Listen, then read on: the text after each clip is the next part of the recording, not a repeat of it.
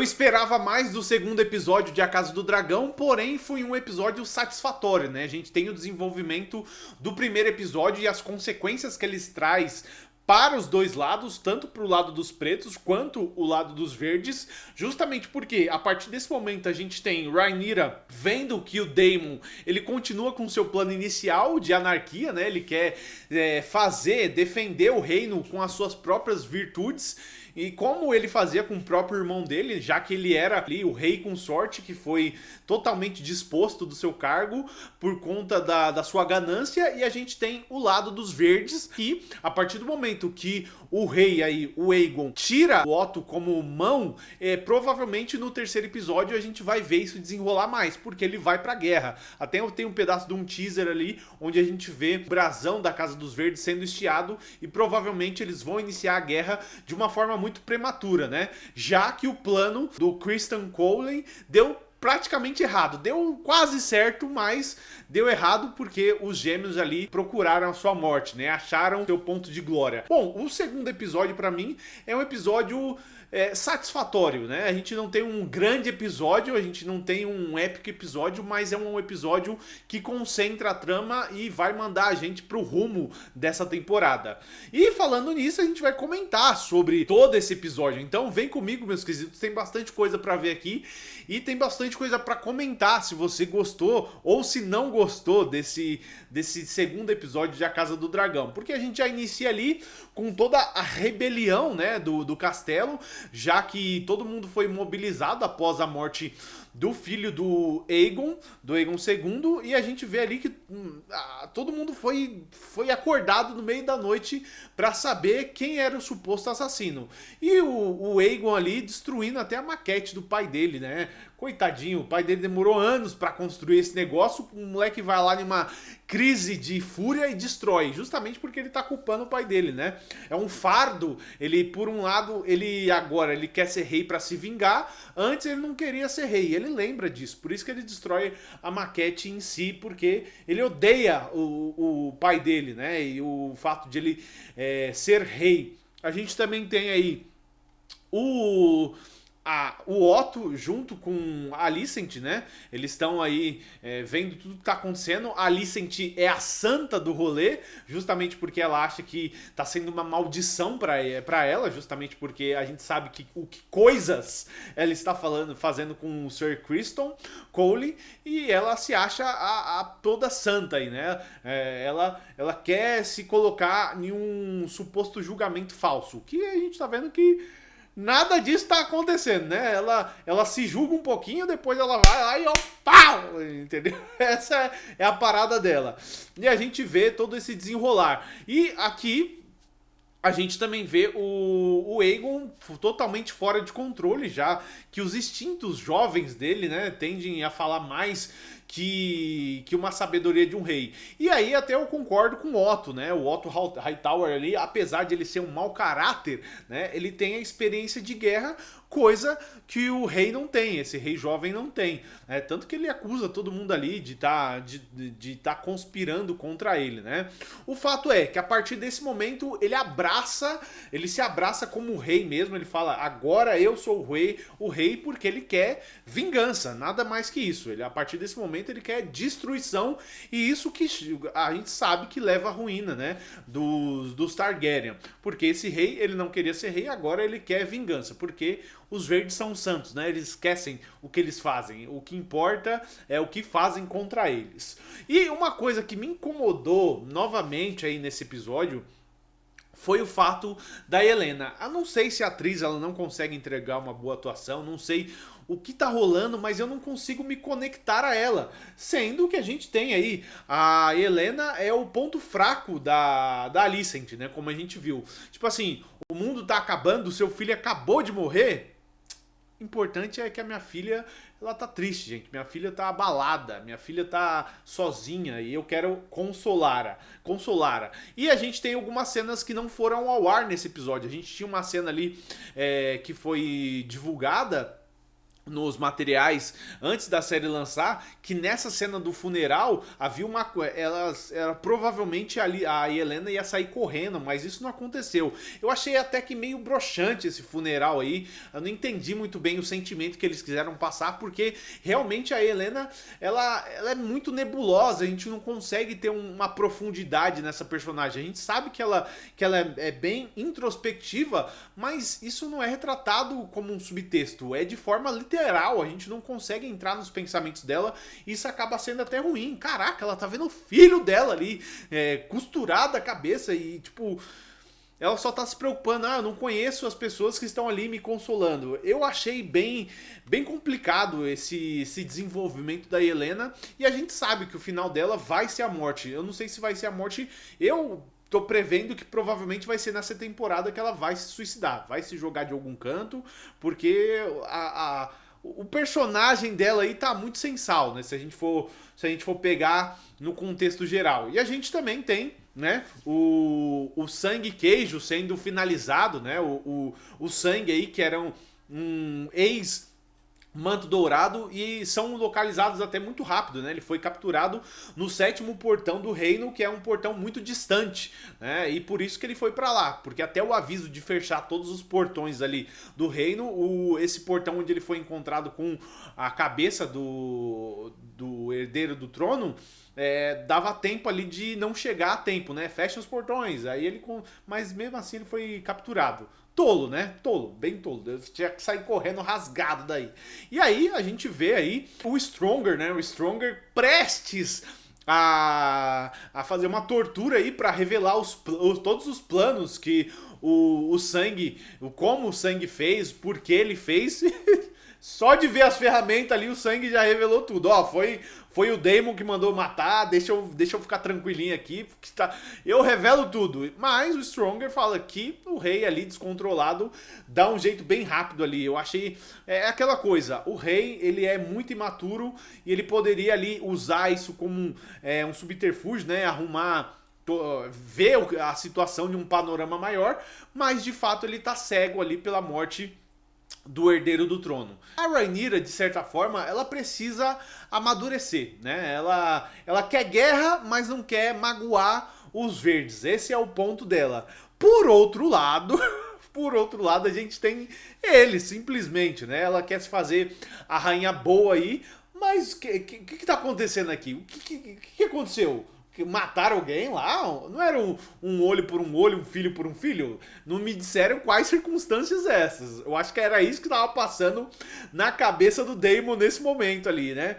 Eu não fiz absolutamente nada. Eu não sei o que vocês estão falando. E a Rhaenyra sacou ali e falou: você quer destruir meu trono? Você acha que a vida é brincadeira? Foi exatamente isso que passou na mente da Rhaenyra ali, né? Porque assim, o Daemon, cara, o Daemon é um dos melhores personagens dessa série. Ele justamente é injustiçado pelo fato de ele ser muito egoísta, ele só pensa nele. O irmão dele ali deixou ele de lado. Nesse episódio a gente vê aí que ele foi nomeado como rei consorte, né? Era pra ele ser o rei, porém o irmão dele, cara, deixou ele disposto do cargo, desposou ele do cargo, e ele sofre até hoje com isso. E a Rhaenyra joga isso na cara dele. Ela quer aí mostrar pra ele que ele tem que seguir ela, mas isso não vai acontecer. E provavelmente a gente vai ver o desenrolar disso, né? O Daemon quer guerra, o Daemon quer ajustar as coisas com guerra, independente. E aí ela fala até com a filha dele ali, que também demonstra um certo desafeto pelo pai, justamente porque, né, o pai não tá nem aí pra ela, né? Mas eu acho que o Daemon, mesmo assim, ele vai seguir com os planos, como ele mesmo falou pra Rhaenyra, que ele tá disposto a ir pra Harrenhal, e eu acho que é isso que ele vai fazer, né? Ele tá indo pra Harrenhal ali, buscar um exército, porque ele sabe que a partir desse momento ele gerou guerra, o negócio é inevitado, matou lá o filho do rei, e ele vai em busca de guerra. Era isso que ele queria, né? Ele quer ver o fogo no parquinho, é isso que o negócio dele quer saber. E ali nós temos ali a cena onde o rei se encontra com a sua irmã barra esposa, e cara, o relacionamento dos Targaryens, esse negócio de relacionamento entre irmãos é muito complicado. Tipo assim, eles fazem tem certos irmãos ali que são realmente apaixonados, mas o negócio é muito forçado. Então, eu até entendo, assim, o rei ali, de fato, não querer nem trocar uma palavra, já que no episódio anterior a gente viu que ele acha que a irmãzinha dele tem alguns problemas, né? Então o Aegon não quer trocar ideia com a Helena. Cara, é complicado, mas o relacionamento dos dois era simplesmente algo protocolar dentro da linhagem Targaryen, né? Então eu nem culpo o Aegon ali, é certo que ele é um idiota, mas eu nem culpo ele por não querer falar com a irmã dele, no caso, sobre a morte do filho. E aí a gente tem o Criston Cole falando pro Manto Verde, vou chamar de Manto Verde e Manto Preto, né, pra gente se basear aqui, pro Manto Verde ir lá onde a Rhaenyra tá pra acabar com ela. A ideia é boa? É boa, mas o Criston Cole quer fazer isso só pra se livrar, né, porque era justamente pra ele estar fazendo guarda lá, enquanto ele tava com quem? Ele tava vadiando ali com a Alicent, né, então ele quer colocar como um Lorde Comandante ali, ele quer colocar a culpa em outra pessoa e ele consegue, né? E é muito interessante o julgamento, o legado aí desses dos Mantos Dourados, justamente porque ele jurou a lealdade a Alicent e, cara, ele sabe que é basicamente uma missão suicida, ele tá indo pra lá, mas ele vai mesmo assim, mesmo sabendo que ele pode enfrentar o irmão dele, mesmo sabendo que ele vai morrer, ele vai para tentar fazer a missão dar certo. E eu acho que isso é muito interessante, né? A gente vê ali a honra deles em certo aspecto ali. A honra vale mais do que tudo. E aí a gente tem também o Aemond, ele falando pra moça do lar ali, né, que ele se arrepende de ter matado o filho da Rhaenyra, mas ele não tem como falar isso pra mãe dele, porque a Alicent tá se lascando pro filho dela, né? Então eles têm que procurar asilo em outros lugares. E eu acho até interessante a forma que eles retratam isso aí. Ele ali na casa de repouso, na casa das moças, e ele falando isso com ela. E tem aquela coisa, né? Aí ela fala, a partir do momento que um príncipe se revolta, quem se lasca são os plebeus. Nós, né? Vocês aí estão se divertindo com guerra e quem vai passar fome, quem vai morrer, somos nós, né? Infelizmente. Mesmo ela a consolando ali, ela tenta colocar a cabeça dele no lugar. Do lado dos pretos, a gente tem a Rhaenyra conversando com a mulher que foi esposa, né, do Aemond por um curto período de tempo na primeira temporada, e por isso que ela sabe de muitos segredos, tanto dos lados verdes quanto dos pretos. E eu acho que a Rhaenyra é aquele que eu tô falando. A Rhaenyra, ela precisa amadurecer como rainha, porque ela é muito boazinha. Tipo assim, alguém conta uma história triste pra ela, ela vai falar, tudo bem. Tá maravilhoso, tá? Pode ir com os 7 reis, os 7 deuses aí. Pode ir que tá na paz. E eu acho que ela tem que ser uma rainha um pouco mais linha dura, né? Ainda ela não tem uma mão ali, se eu não me engano. E eu acho que a mão dela sendo o Daemon ali, de certa forma, seria que o Daemon queria ser a mão do irmão dele, né? E eu acho que a gente pode até ver o Daemon sendo mão da Rhaenyra se ela se autoproclamar aí rainha. E eu acho que isso é muito importante. E aí também temos nesse episódio os caçadores de ratos ali, todos mortos, que acabou praticamente com todo o plano do Otto Hightower, né? O Otto ficou furioso com isso, porque o plano do Otto era simplesmente colocar a população ao lado do reino, né? Ao lado dos verdes, falando que a Rhaenyra, ela era uma matadora de crianças. Aí o que o rei vai lá e faz? Ele simplesmente mata a sua própria população, né? Como o Otto falou, tipo assim, ali tinha pais, irmãos, toda uma família, ele matou diversas pessoas e colocou todo o reino que estava pendente para ele contra ele novamente. Porque todo mundo foi morto, incluindo o queijo, e o cachorrinho dele ficou sozinho, né? O que vale mais? Um chute ou um abandono? Um chute ou um abandono. Agora o cachorrinho também nunca mais vai ser chutado, porém não tem dono mais, né? Vai ficar aí pro resto da vida perdido, né? Ai, coitadinho do cachorrinho. E aí nós temos a cena do Criston Cole, né? Mostrando todos os seus dotes para para o rei. Ele só não conta que um dos dotes dele é pegar a mãe do rei, porque eu acredito que quando o Aegon descobrir que o Criston tá pegando a mãe dele, a única coisa que ele não vai ser é mão, né? Ele não vai continuar sendo mão do rei. Porque eu acho que isso ainda vai dar muito pano pra manga, essa discussão entre família aí. E a gente tem o Otto sendo dispensado do seu cargo. E aqui é basicamente a questão do amadurecimento, né? O rei ali, ele é muito imaturo e o Otto, de certa forma, ele é muito inteligente. Isso aí a gente não pode dispensar. Ele tem todos os seus problemas, como a ganância, mas ele é muito inteligente e ele sabe que a partir desse momento o reino tá completamente à deriva, né? E cara, colocar alguém como o Sir Criston como mão é uma atitude muito mal pensada. Quem era o Sir Criston há algum tempo passado? Era um servo que virou aí comandante, né? E agora mão do rei. Né? O rei é bem inteligente assim. Eu preferia muito mais o Stronger ali como mão, porque o Stronger consegue pelo menos articular, ver o que tá acontecendo, né? Tem todos os seus passarinhos ali pelo reino, mas o negócio aqui, a gente sabe que a partir desse momento deu ruim. Outra coisa é, a mocinha ali, a senhora que a Rhaenyra acabou de libertar, ficou na dúvida, né? Será que ela realmente ajudou ali ou ela foi embora? Porque o fato é, ela só percebeu que o gêmeo verde acabou de adentrar nas terras da Rhaenyra justamente porque ela tinha sido liberada pela Rhaenyra e pelo gêmeo preto. Então eu acho que ela ali, de certa forma, conseguiu avisar, né? Eu não acho que ela foi tão ileal assim que ela foi embora. Viu a cena acontecendo e foi embora. Eu acho que ficou no subtexto aqui. Como várias coisas nesse episódio ficaram no subtexto, né? A Helena ali e todo o sentimento dela. Então eu acho que aqui ela conseguiu avisar a Rhaenyra, por isso que o gêmeo preto conseguiu deter o gêmeo verde, que eu acho que foi uma batalha honrada, né? Eu acho que essa batalha eu até não mencionei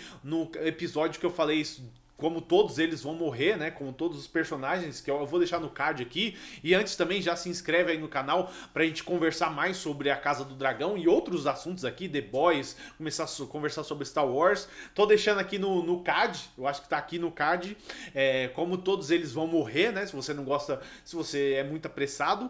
Porém, eu não falei sobre a morte desses dois aqui, porque eu sabia que ela ia acontecer bem brevemente, né? Que nos livros é retratado como uma batalha que durou, eu acho que um dia inteiro, e aqui foi coisa de 5 segundos, aí acabou. Porém, muito mais para mostrar a lealdade dos Mantos Dourados ali, o seu relacionamento com a coroa, porque, cara, eles são irmãos, eles se amam e falaram isso na batalha, mas mesmo assim eles tiveram que um enfrentar o outro a fim de defender os seus lados, né? E isso que aconteceu de fato. A Rhaenyra correndo ali, corre, negada! Porque ela não queria morrer, porque ele estava disposto a matar ela, né? O gêmeo verde.